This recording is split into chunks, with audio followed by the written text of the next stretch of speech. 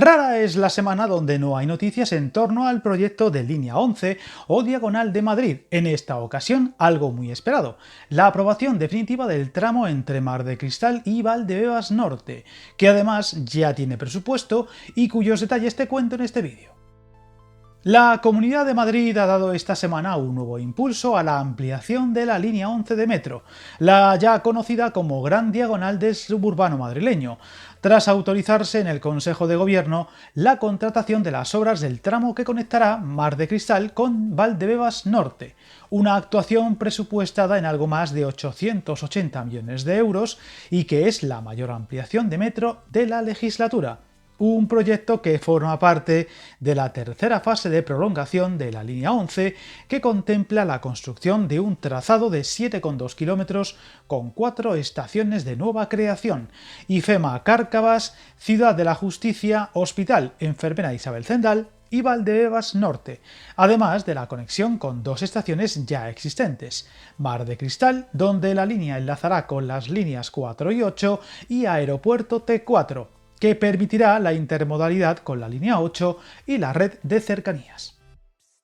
Hablamos de una actuación que permitirá mejorar la movilidad en el noreste de la capital, crear un nuevo eje metropolitano entre Mar de Cristal y Valdebebas Norte y facilitar el acceso a algunos de los principales polos económicos, sanitarios, judiciales y de transporte de la región. Todo tras una licitación que se dividirá en 2 lotes con el objetivo de agilizar la ejecución y permitir que los trabajos avancen de manera simultánea en los 2 subtramos previstos. El primero, entre Mar de Cristal y Hospital Isabel Zendal, contará con un presupuesto de 580 millones de euros, mientras que el segundo, entre Hospital Isabel Zendal y Valdebebas Norte, supondrá una inversión de 300 millones.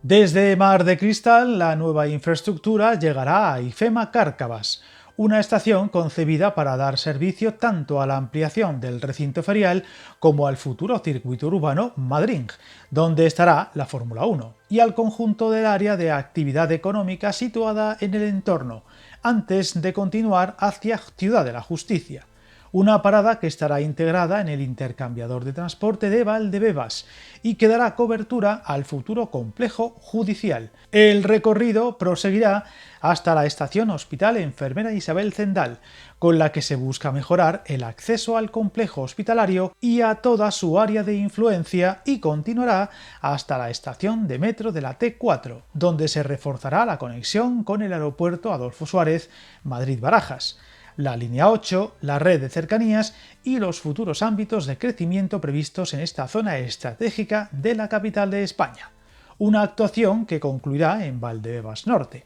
donde el nuevo tramo dará servicio a los residentes de uno de los principales desarrollos urbanísticos de la región, completándose así la red de transporte público en un ámbito llamado a concentrar nuevos usos residenciales, económicos y dotacionales en los próximos años, según se explica desde el propio gobierno madrileño.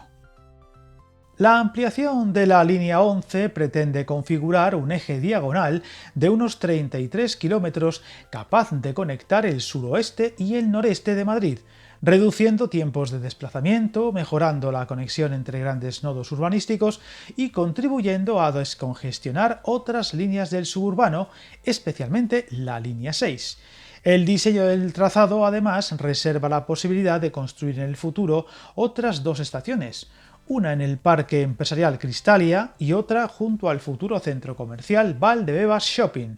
de manera que la infraestructura pueda adaptarse al desarrollo urbanístico y económico previsto en el entorno. Una nueva fase que se suma a las obras que se están ejecutando actualmente entre Plaza Elíptica y Conde de Casal, de las que hablamos recientemente en otro vídeo, que suponen el primer tramo en marcha en el extremo contrario de la futura línea diagonal U11, donde los trabajos avanzan, según el Ejecutivo Autonómico, a buen ritmo y ya han alcanzado uno de sus principales hitos con la llegada de la tuneladora Mayrit a la nueva estación de Madrid-Río, un avance que ha permitido culminar la unión de los 2 frentes de excavación entre comillas y Madrid-Río tras atravesar la M30.